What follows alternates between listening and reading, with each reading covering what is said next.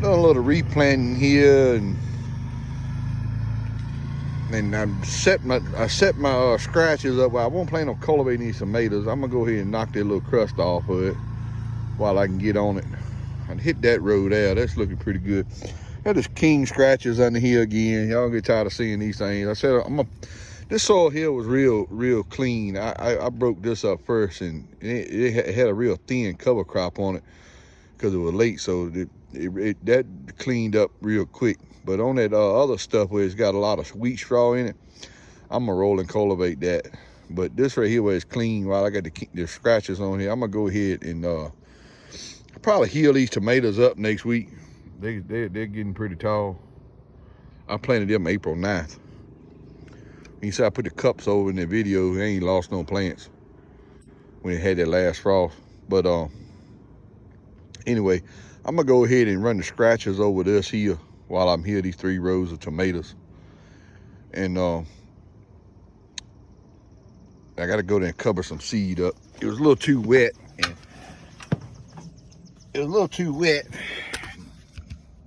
was trying to get it done, so anyway. Trying to get it done, and we see the plants pretty good. It's in front of my camera.